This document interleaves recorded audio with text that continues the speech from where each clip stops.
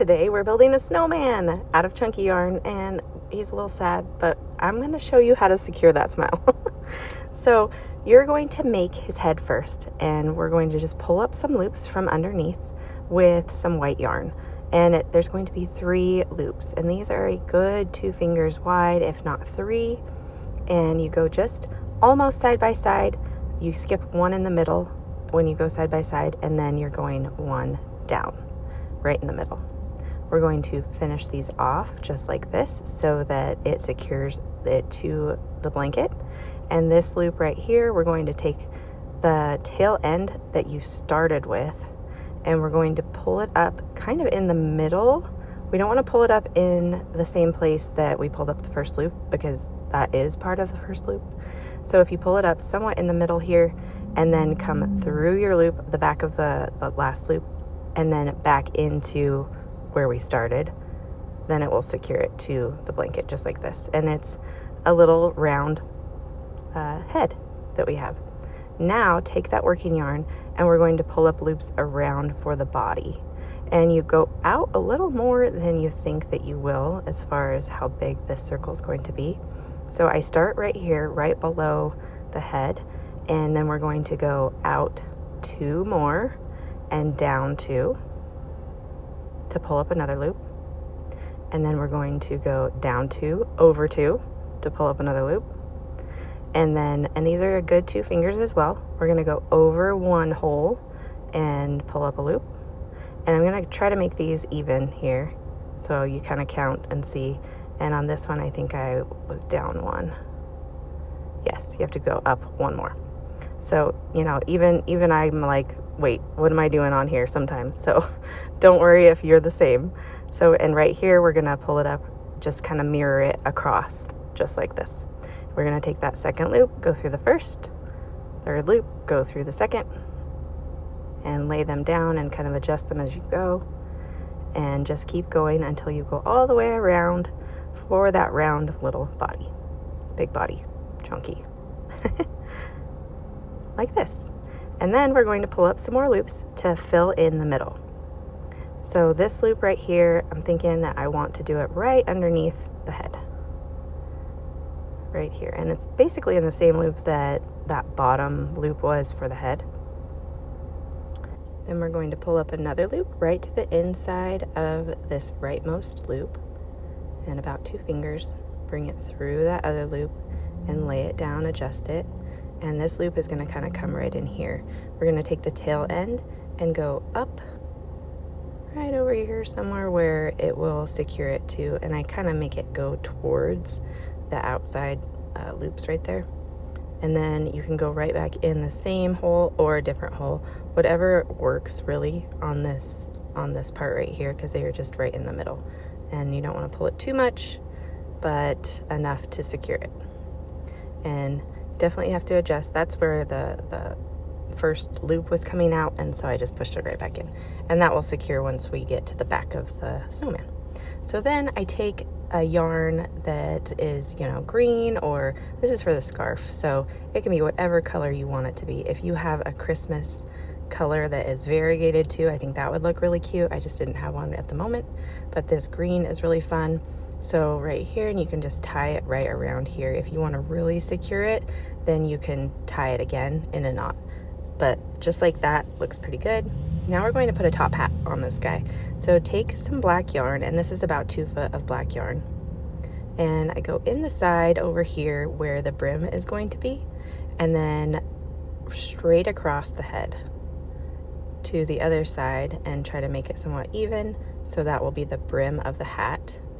Now take the tail end of your yarn and bring it to the middle part right here by the head, and you're going in 1 basically, and we're just going to thread this up about 2 holes, and then come right back down and up in the center of his head, just like this, underneath the brim. And you can do the brim after if that works for you a little bit better, but it's just really just stitching this on. And you can make it thicker if you would like as well. I just did 3 pieces of yarn up like this, and then I secure it in the back. And it seems to come together a little bit more when you put a little hat band on here. So I did the same color as the little scarf, and you put it in the holes that you put the two outside yarn in for the hat brim, just like this. And this one was a little uneven. It was down a little bit, so I moved it up one hole. So I haven't secured it in the back yet, so that's kind of how you can move those things around. And then it looks pretty good. So let's put some eyes on this guy. I take a size 6 yarn and thread my darning needle, and then I'm going to leave quite a bit of a tail on the left there and make a kind of a loose knot. It's tight enough not to come undone, but loose enough to where it's a little bit bigger. And I'm just going to stick my needle right down where I want the eye to be, just like this, and don't pull it all the way through. And then I'm going to take my needle again and rethread this side. I could push it down with my fingers, but I really want to be accurate on it, so I just push it right down, not in the same hole as this guy is, because then it might come right out, but somewhat to the side of it so that that little guy will stay right in. And we'll tie that in the back once we secure everything else. So we do the same thing with the second eye. So we're going to speed that up just a little bit. And then for the nose, I use a gold color. That's kind of all I had. You can definitely use, you know, orange for a carrot, but I'm doing basically the same thing. I'm just going to go in the back this time and up where the nose could come in.